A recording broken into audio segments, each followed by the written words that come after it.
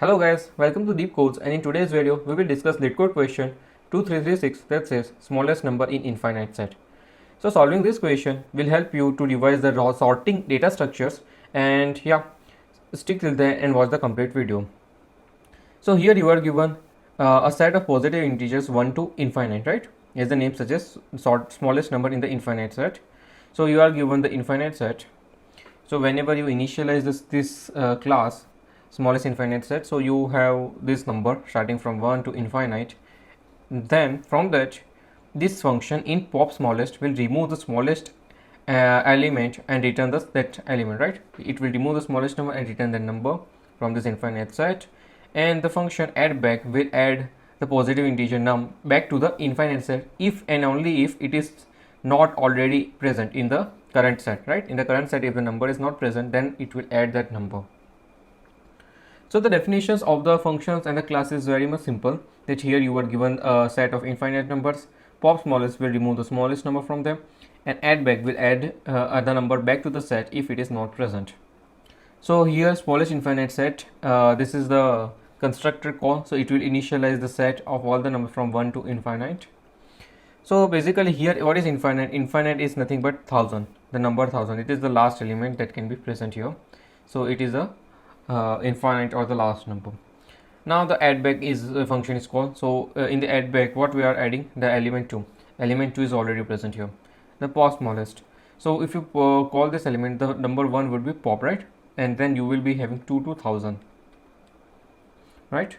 Then again pop smallest is called, this 2 will be removed, you will have numbers from 3 to 1000, right?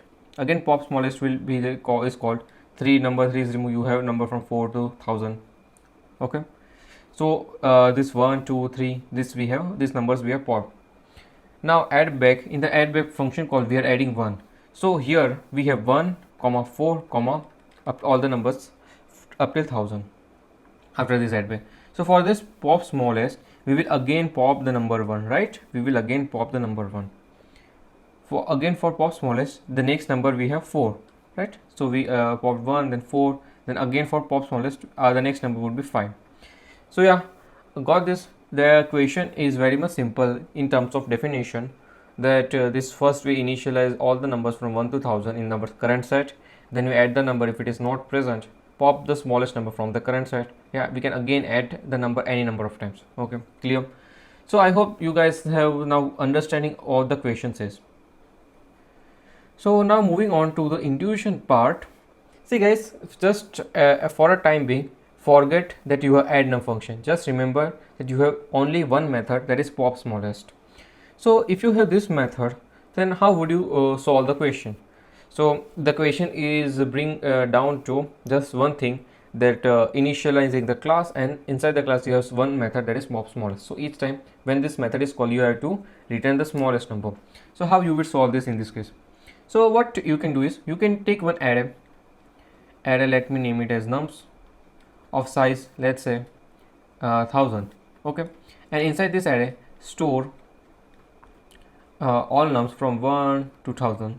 Store all the nums from 1 to 1000. Okay, and what you can do is keep a pointer I. Keep pointer I.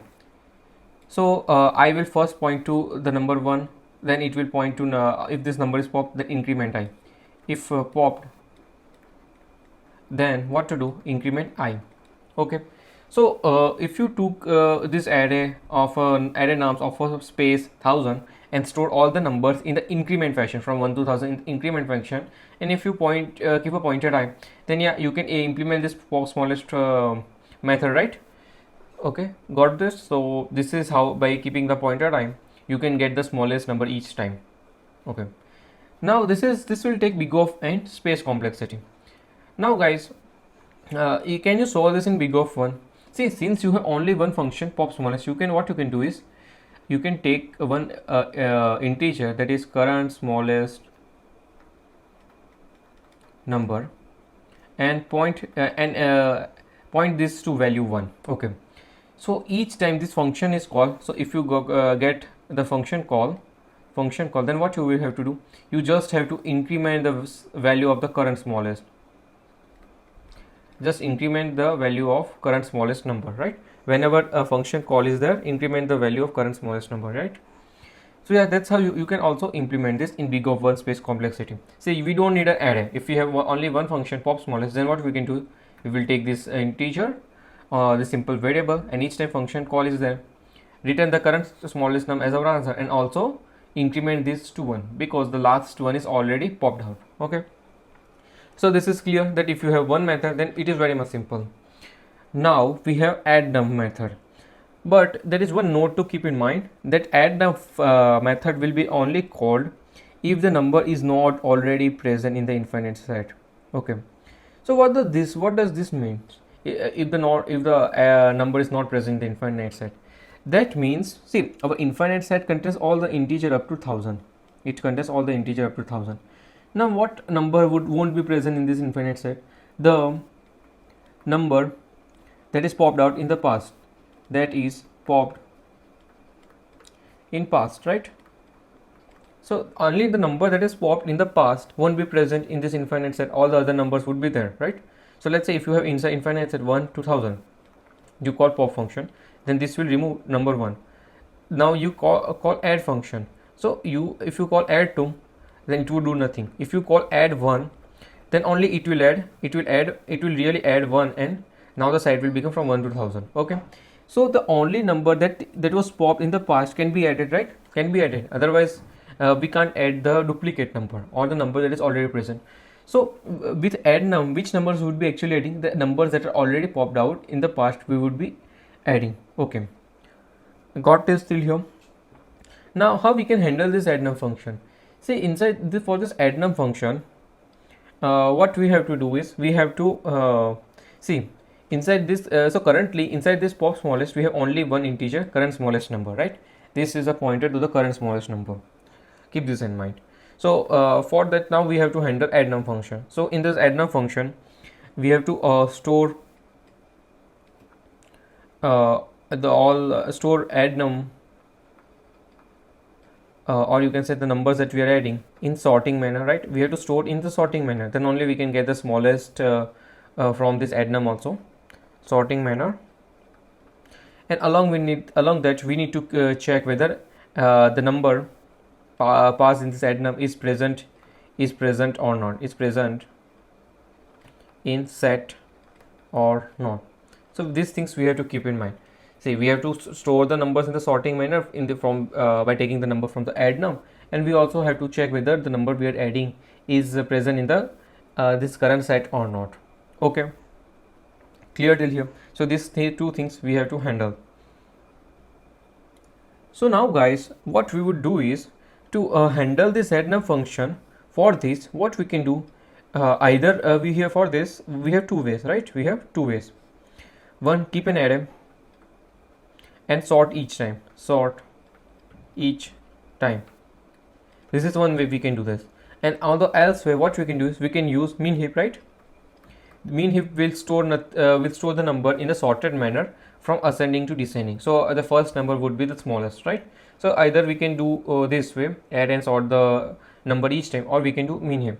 So yeah, what is better approach? The better approach is min heap, right? In terms of time complexity. Okay, now the second point, is present or not in the current set. What we can do is we can keep one hash map type of thing to check whether the number is present in the set or not. So what we can do, you can use unordered set for this. So why unordered set? Because the order is maintained by this min heap. So here we don't have to maintain the order, we just have to maintain whether the number is present or not. So for that, set is a good data structure, but since we don't have to maintain the order, we can use unordered set. Okay, clear till here? So to these two things we have to handle in the add num function. So one data structure we would use is min heap, and another is unordered set. So guys, clear till here? Now what would be the approach for the pop smallest? So our approach would be something like this. See, if there are any elements,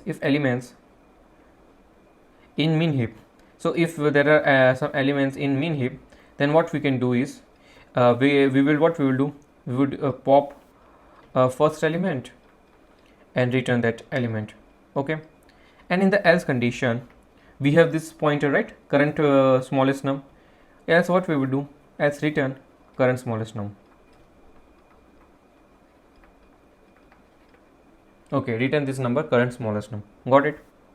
And also one thing inside this if condition, we would pop the first, and also what we would do is we would erase from unordered set. See this add because in the add whenever we are adding any number, we would check whether the number is present in unordered set or not. So whenever we are removing from this min heap, we would also remove from the unordered set that number, right? So this would be the simple implementation of pop smallest. So whatever the number that we have added with this addNum function, so that would be handled by this min heap, and that number are nothing but previously popped element. So this previously popped element would be lesser than this current smallest number. See, current smallest number would be, let's say, so let me take an example, right? So you are given this, this is your set. Okay, let me quickly explain you. So what is the current small? So let me name CS. Current small is nothing but 1 here. Now if you call this is the step 1. Now in the step 2, what you will do is you will call pop, then the current small would become 2, right? Current smallest number would become 2. In the third step you will again call pop, then the current smallest will become 3. In the fourth step you call addNum, and you will pass the number 1. So here in this case what we are doing, addNum, inside this min heap or priority queue, what we are doing, we are adding the number 1. Unordered set, we are adding the number 1, but the current smallest number would be still 3. This thing we are doing. So whenever a new number is added, then we are doing this thing, right? And again in the fifth call we are getting the function call for pop. Then what we would do, we would check if the number is present in the min heap or not. If the number is present, then pq.pop. okay, right? We are doing this thing, and current smallest will still remain 3. So in the next call, if you again get this pop, then since this pq is empty, that is min heap is empty, now the min heap is empty, so that's why remove from the initial set. So this current set, the current smallest number is removed, and the current smallest number in pointer would point to number 4. So guys, this is how we are doing. So almost of the time the pop would be happen from this current smallest pointer only. But if there is some number that is pop in the past and again added, so this addNum function is again adding the number that is popped in the past, so that thing would be handled by the priority queue and unordered set. Okay guys, clear till here? So I hope you guys have now some understanding what would be our approach to solve this question. So yeah, now let's move on to the coding part. So here first I initialize the is present unordered set and this min heap priority queue that says add integers, and this is our current smallest integer pointer. So initially I pointed this to 1. So now in the pop smallest, if this min heap is empty, if it is not empty, then go inside this, and the else condition. What else condition is pretty much simple. Store the current smallest integer to the answer and increment the current smallest integer and return the answer, right? Now since we know the addNum function will add the number which is popped out in the past. So to track the number that is popped out in the past, what we are doing, we are first checking so whether the number is less than equal to whether we are checking the number that it is greater than equal to current smallest number. So if a number is greater than current smallest number, or if it is if it is present in this set, if the number is present in the set, or if it is greater than current smallest number. See, so let's say current smallest number is something like from 3 to 1000, and if a number is, let's say, 5, number is 5, so that is already present in the current set, right? So that's why this condition we have to check whether the number, if it is greater than or equal to current smallest integer, or whether it is present in this unordered set. Then in that case we would return, we won't add. And in the else condition we would add the number to this min heap, add integers, and also insert it in our unordered set. We perform these two things. Okay, clear? So these two things we check here in the pop smallest, whether any number is present in this min heap or not. So if it is present, then that number present in the min heap would be smaller than this current smallest number of the set. That would be smaller than the current smaller number of the set, and that's why we have to first pop that element and also erase that from the unordered set. So yeah guys, I hope this is now clear. Now here in this approach, what we are doing is we are taking two different data structure, one to keep the order and second to keep the frequency, whether it is present or not. But what we can do is we can simply use one data structure, that is set, that will also maintain the order as well as that will maintain whether the element is present or not. So yeah, instead of maintaining the two different data structure, we have used the simple one, that is added integer, that is our type set. The set data structure will keep both the sorting as well as the if the number is present or not. Okay, so yeah, the code is the same as the above, but the only difference is we have performed both the operation by using the same function, that is set data structure, by using the same data structure. Now guys, talking about the time and space complexity, the time complexity and the space complexity of both the code is the same. So here the time complexity is what? So for this pop smallest, since we are popping the elements from this set, so it will take log of n. See, whenever we pop the element from the set or min heap, it will take log of n times. And let's say there are m calls for this pop smallest, so the time complexity for the pop smallest would be m into log of n. Also there would be some time complexity for the add back. So whenever you are adding some element, it will take log of n for both set and priority queue. And let's say there are n number of calls for this add back function, so it would be n into log of n. Why I took n here? See, there are n calls for add back, so in the worst case n numbers we have to add in this set or min heap, so that's why the size would be n.